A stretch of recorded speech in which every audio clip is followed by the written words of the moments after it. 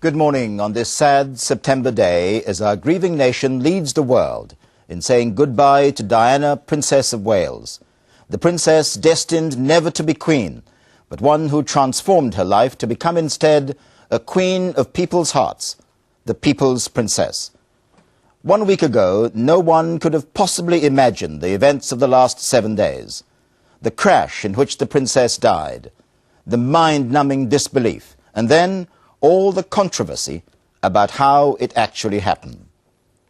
But nor could anyone have predicted the magnitude of the display of our nation's sorrow, unprecedented and surely unsurpassable.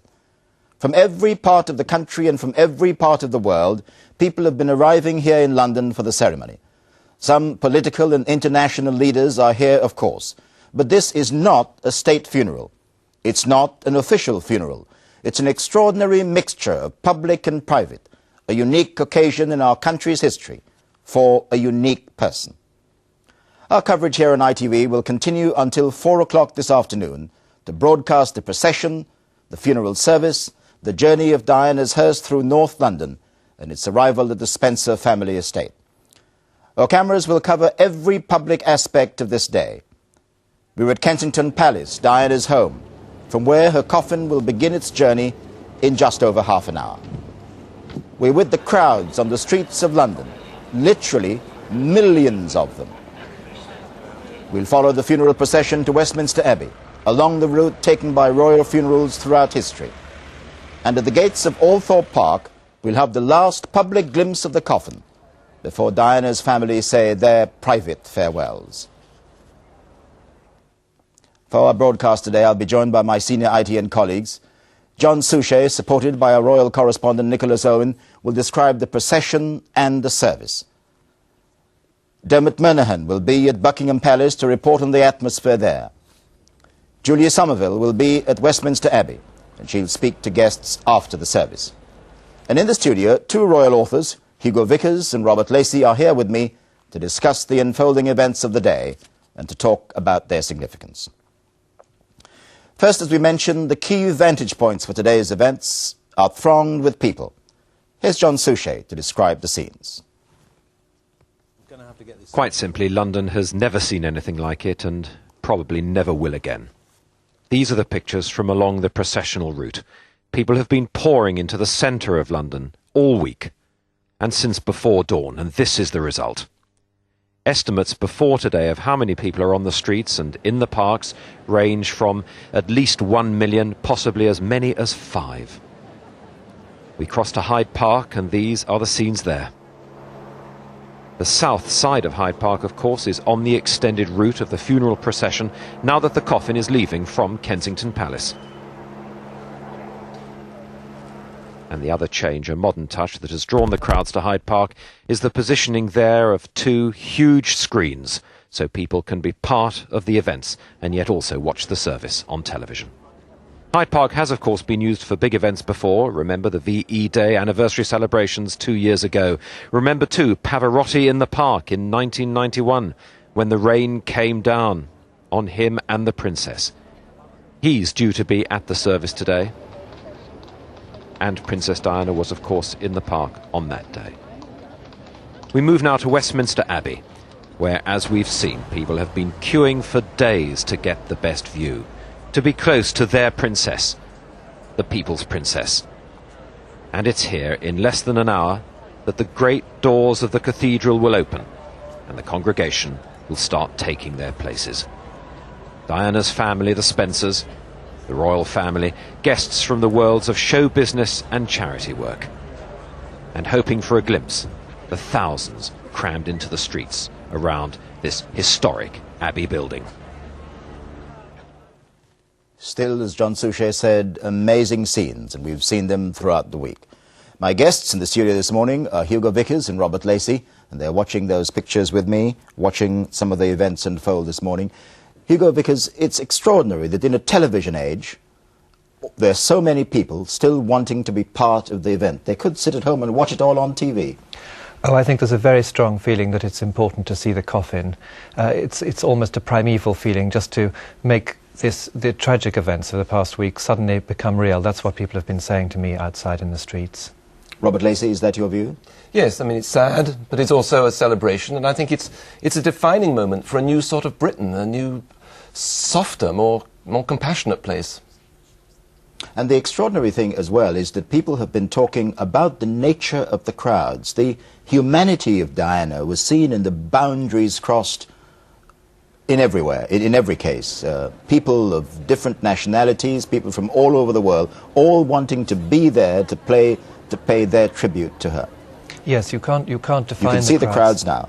The crowds are not definable as such. I mean, every possible age, every possible country is represented, and there have been long vigils, people queuing for a very long time, but there's been a contentment in the vigil, and if, as occasionally is necessary, somebody has to brush through the crowds, they let you pass. They're very, very, as I say, contented and kind crowd. Most of these people have been here all night, and I was up 1 o'clock this morning in Kensington Gardens.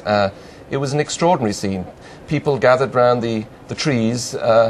It was like, well, Kensington Gardens has Peter Pan's statue there, and it was like Peter Pan's magic forest. Every tree was illuminated with candles. There were messages. At Canada Gate there now. That's it, outside the palace. And people were, as Hugo said, gentle and soft and obviously feeling very personally what was going on. That's right. We were talking about Diana's humanity, and we were talking about the fact that people were queuing outside the Abbey, certainly, for 2 or 3 days now. Yes, I've thought a lot in the past week about what it was that made her unique, and I feel that really what everybody has detected is the fact that she had a very good heart. That was what gave her the natural affinity she had with the sick, with the young, and with the old, and that's what people have detected in her, and that's why I think they feel so very, very strongly towards her. There we can see some of the floral tributes at Westminster Abbey, and now across the street there, some of the crowds. Robert Lacey, still amazing scenes, as John Suchet was describing.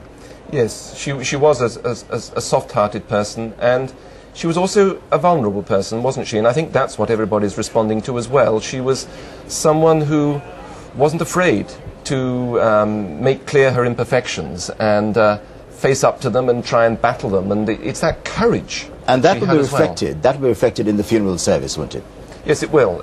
Stoicism, of course, will be the order of the day in Westminster Abbey.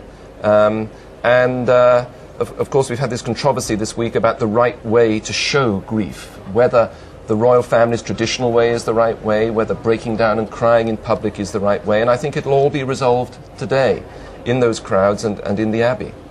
But all these people, Hugo, they just want to be part of it, they just want to be there, they want to hear the service, they want to enjoy it, don't they? Yes, I think there are no rules today. I think however anyone wants to respond to it will be accepted absolutely as natural. I think it will be the most extraordinary thing we've ever seen, probably. For the time being, Hugo Vickers and Robert Lacey, thank you very much indeed. In among the crowds, every individual, every family, has each its own special reason for wanting to be part of today's remarkable event. The Williams family from the Rhondda Valley in Wales remember the day 15 years ago when the princess met their son Hugh, then just a few days old, in the maternity ward of their local hospital. Norman Rees reports on their journey to London. We are all God's children here. This is what we pray. In the Rhondda Valley, they're remembering their princess. They're all aware that Princess Diana has died. Their opinions vary from her being a very caring person, a very kind person, a very loving person who has done a lot of good work throughout the world. Keith Williams is head teacher at the Watstown Primary School, and he has a particular reason to remember Diana. His wife Dawn and mother Joan share this special bond. They went together to sign the Book of Remembrance at the village library, and it brought back memories. Memories from 16 years ago, when Diana went to the local maternity unit and met Dawn with Hugh, her newborn baby son. Some were quite nervous and apprehensive about it, but I must be honest, I enjoyed it.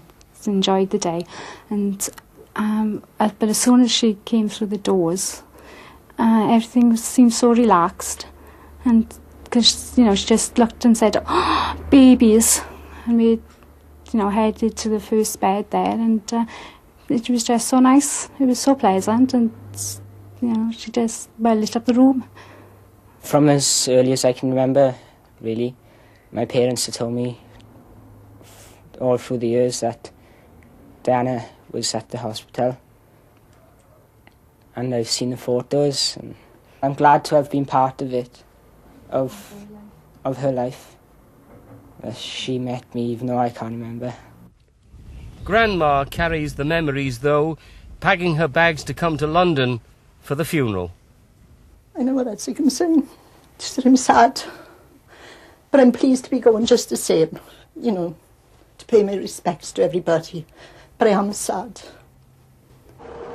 Like millions of others, the Williams family made today's journey to London, and like everyone else, they knew why they wanted to be here.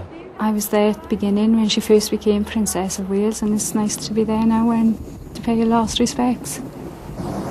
To see the end of the Princess of Wales. Well, it'll never be the end, she'll live forever in people's hearts. Norman Rees, ITN.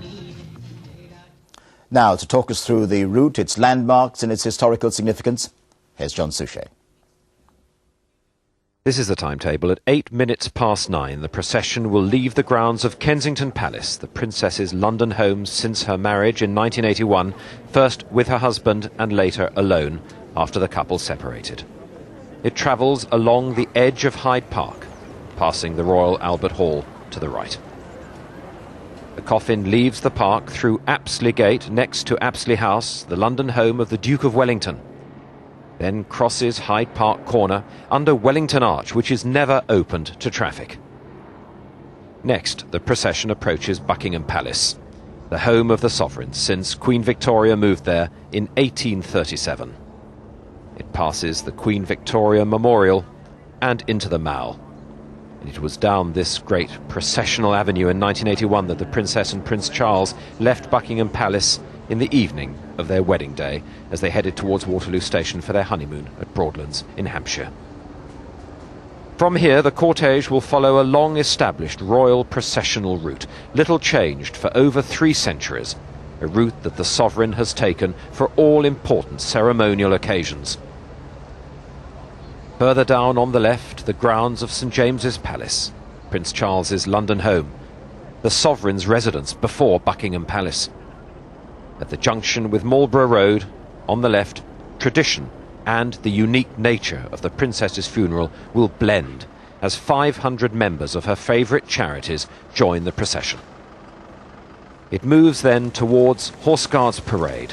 Along with other members of the royal family, the princess would watch the annual ceremony of Trooping the Colour from the large window above Horse Guards Arch.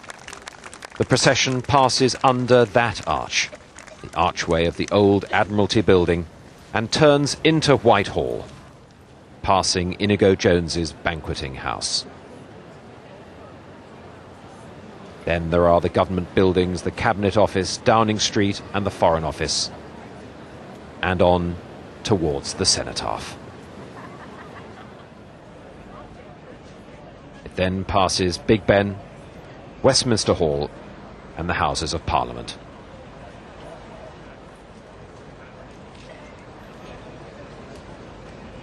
The procession crosses Parliament Square before reaching the great west door of Westminster Abbey. One of the abiding images of this week of national mourning has been the flowers placed in memory of the princess. A solitary stem, an elaborate bouquet, all laid with sorrow and with reverence. The first arrived in a trickle at the royal palaces and around the country before dawn on Sunday. And since then, more than 1 million of them have transformed the entrances to the royal palace into fluorescent seas of colour. And with each one has come a special message, a special thought, a special declaration of love and respect. We ask some of those who left the flowers to read their messages too. In fondest memory of Diana, may William carry on your grace for your nation and the world. With our love, the McKissock family and friends. And Diana, with love and affection, you're in our thoughts and touch our hearts. You're greatly missed. Stephen, Samantha, Mark, James, Deanna, Rich and Carol. I'll come from Essex. Diana and Doddy, may you find happiness and peace at last. God bless you. You'll be greatly missed. Princess Diana, thank you for lighting up our lives. You were a very special lady. Your kindness, thoughtfulness and loving nature gave joy to the whole world. We are really pretty certain that we will love your boys as much as we loved you. Rest in peace, and we know that you and Dodie are together. God bless you. It's very simply written, Diana, to a very special lady. All our love, Jonathan, Sue and Oliver. We're from Kidderminster. Diana, thanks for your love and compassion, which has given hope to so many you love and live for. From the Browns family and from Harrow. To Diana and Doddy, our princess, our precious princess, touched the hearts of millions with her healing hands. Her beauty and kindness brought happiness to even more. It's comforting to know you had both found love with each other. You'll be remembered always. Good night, God bless, sweet dreams. ITN has reporters right along the routes the coffin will follow, from Kensington Palace to Althorpe. Let's sample a little of the atmosphere now and the emotion there, starting at Kensington Palace. James Mates is there. James, give us a sense of the atmosphere there. Well, there are thousands of people here. This is obviously a popular vantage point. This is where the Princess of Wales's body has spent a last peaceful night, surrounded by 1,000 candles. The view this morning was of flames, this is in the early hours before dawn, with the flames flickering right the way across Kensington Gardens. Every tree was surrounded by flowers, by candles, by people, some sleeping, some sitting and contemplating, some praying. And of course, James, around you, the crowds who will watch the coffin leave Kensington Palace this morning. This is where you will get the first view of the King's troop and the gun carriage coming down Palace Avenue and turning left, heading towards Hyde Park Corner. There are thousands here and still they're coming. Many have been here all night. Many were here yesterday afternoon to watch that extraordinarily solemn, mature appearance by the two princes, to see the flowers laid in tribute to their mother. They were here again last night to see the coffin brought home in the rain and the dark. They watched then in silence, and there'll be silence again this morning. Trevor. James, thank you. Dermot Monaghan is at Buckingham Palace. Dermot, of course, the royal family having spent the night all together there at Buckingham Palace. A cross-section of members of the royal family were there last night. And this is where the royal family will leave from to head for the Abbey. Yes, indeed, Trevor. And, of course, the royal standard still at this moment flying high above Buckingham Palace. When the Queen leaves, it will be replaced by the Union flag, which will fly at half-mast. That fuss about the flag that's gone on all week now put firmly behind us. And are there people there, too, still waiting to see the family leave? Yes, indeed, Trevor. Buckingham Palace has, of course, become the focal point almost for the nation's grief. And people here are very much aware that they're not just here as spectators, that they're very much an integral part of the proceedings. Many people, as we heard James saying, there have been here overnights. They've slept in cars, they've slept in tents, they've even slept on the grounds. And it got pretty chilly overnight, and one man I was talking to, was saying, yes, he was only in a T-shirt, said, yes, I was cold, but a hurricane wouldn't have dislodged me from here. I had to be here for this. Dermot Monaghan, thank you. Julia Somerville is at Westminster Abbey. Julia, Dermot said that Buckingham Palace was the focal point of this, but of course the entire world will be watching the funeral service of Diana, Princess of Wales, from the Abbey today. Yes, indeed. I mean, the focus of today will eventually become Westminster Abbey, and all the hundreds and hundreds, thousands indeed, of people who've flocked down here and are now massed around the building want to be here because they want to be at the very heart of what is happening today. And in fact, they will be able to hear the service. Up behind me in the trees there are speakers hanging, and so the whole atmosphere should be as reverential, really, outside as it will be inside. Julia, what's the fate of all those people who have been camping out for 2 or 3 days to try to get closer to the Abbey? Will they have a greater advantage than the rest of us? Well, the point about them is, I think that when they woke up this morning when it was still dark, I think their mood was subdued, if not perhaps a little depressed. After all, they had been, as you say, some of them sleeping out for 2 nights, and it rained yesterday and so on, but as the sun rose, so did their spirits, and I think now there's a real sense of anticipation, particularly now that some of the guests have started to arrive. I don't know whether you can see behind me, but there are people who have already arrived, and the doors don't open until 9:30, but those that have arrived are inspecting the flowers and reading the messages, so there is beginning to be something for the people who've waited so long to actually look at. Julia, thank you. Yes, indeed, we can see the people arriving. Moving memories of and tributes to Diana, Princess of Wales. Let's now hear from people who have travelled from all over the country. For the funeral, Jackie Ashley is among the crowds at Horse Guards Arch. Jackie Ashley? Trevor, yes, I'm standing here outside Horse Guards Arch, and it's through this arch just behind us that in just a couple of hours the funeral cortege will come on the last leg of its journey down Whitehall. The street is absolutely packed, 8, 9, 10 people deep, and these people have all been standing by these crush barriers all night long. They've had no sleep, they've been standing here, but the mood is still very, very good-natured. Let me ask you first, what's it been like all night? It's been a really good atmosphere. We've all made friends, and the night's passed really quickly. When I got here, I thought you'd all come together, but in fact you'd all come separately. Know each other. No, we don't know each other. We've just all met tonight. And nobody seems to be suffering the effects of exhaustion. No, I think it's at a time like this, it doesn't really matter. It's not too bad. Let me come to you. What is it that made you come and stand here for the night? I don't know. I just think I just needed to be here with everyone else.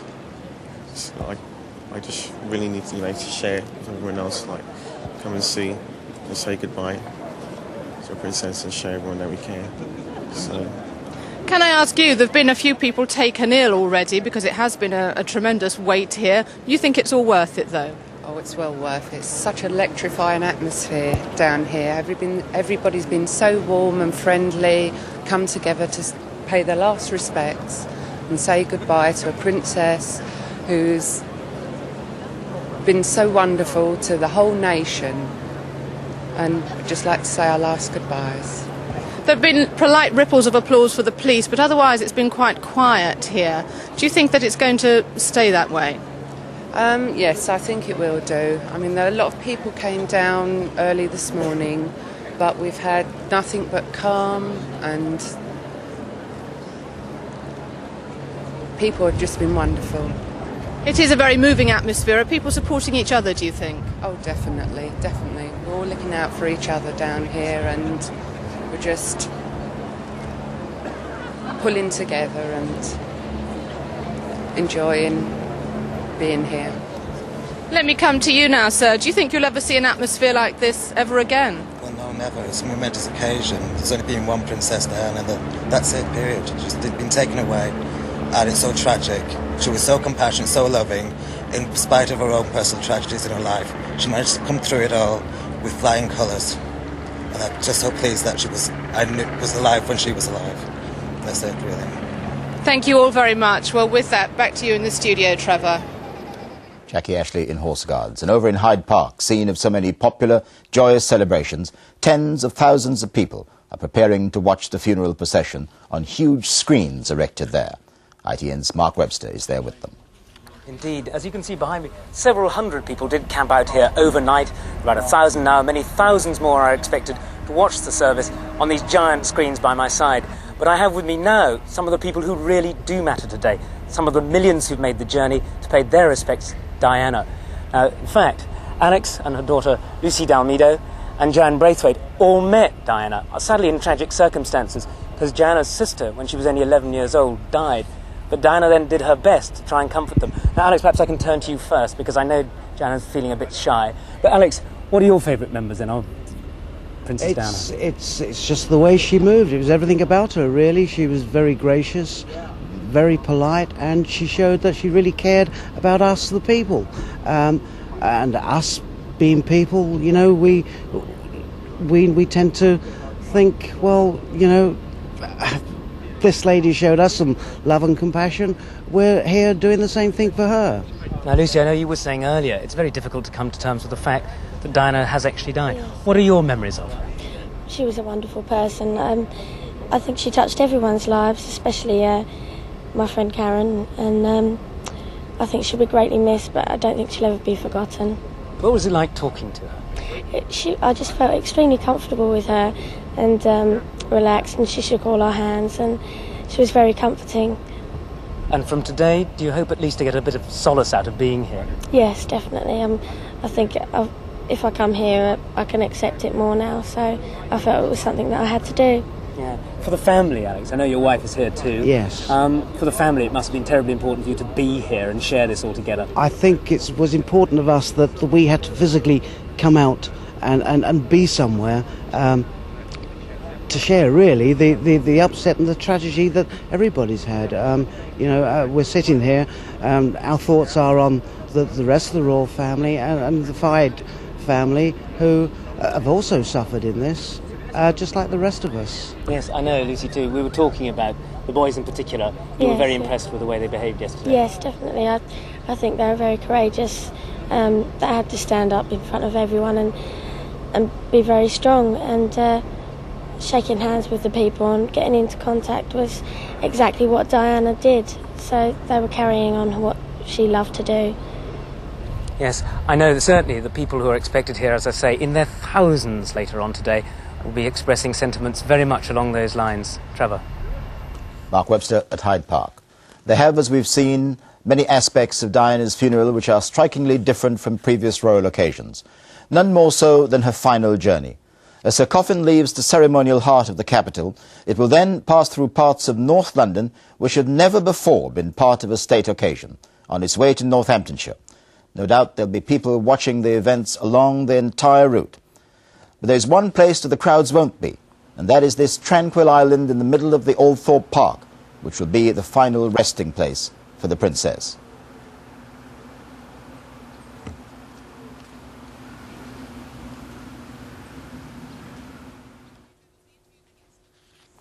Hugo Vickers, that seems a most appropriate place for the final resting place for the princess. It certainly looks tranquil. And what I think the Spencer family said was that, of course, the boys will be able to go there. My boys, as Princess Diana called the two young princes, will be able to go and visit their mother's grave. Yes, there have been Spencers at Althorpe since 1506. She spent a lot of her early years there. I think it's an absolutely wonderful idea that they should bury her in the park on that lovely island.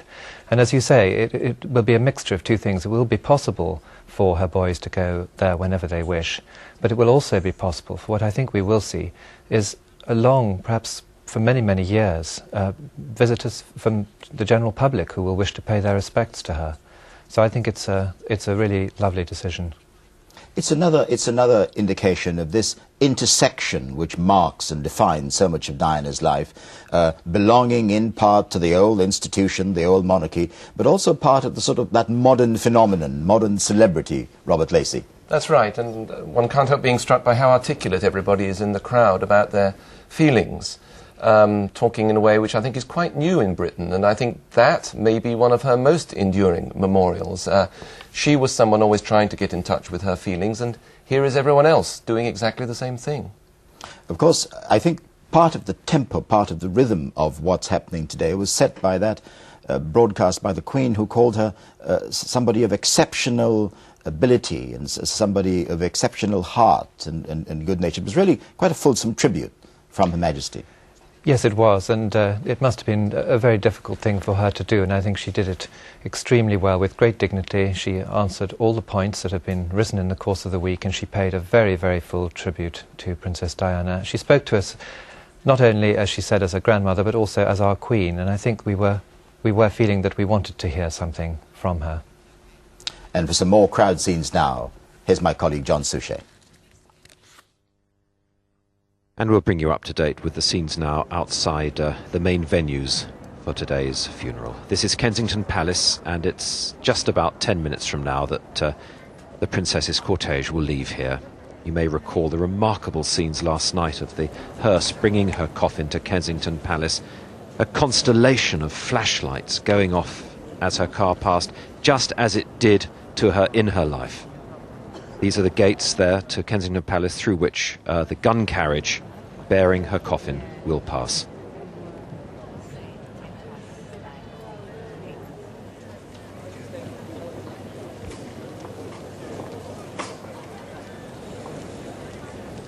Crowds standing 10 or more deep, 15, 20 deep. and a little way across town to Buckingham Palace. And you may recall the scenes there yesterday, the unprecedented scenes of the Queen and the Duke of Edinburgh on their walkabout, before they even went into the palace, having flown down from Balmoral. And the applause they received from the crowd. And one person handed the Queen a bouquet and she said, "Is it really for me?"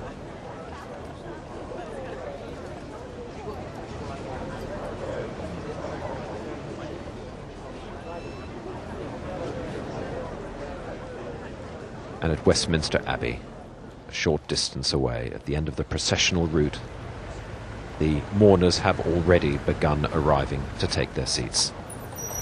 The great west door there of the palace.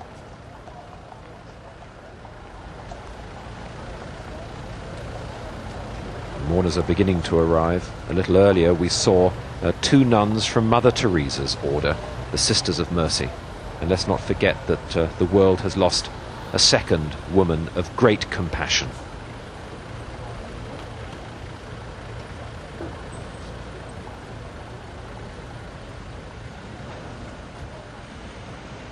Members of the charities to which the princess belonged are beginning to arrive.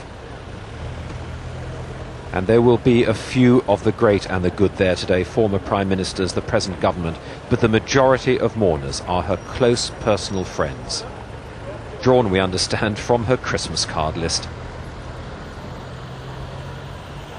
Stars from the world of show business.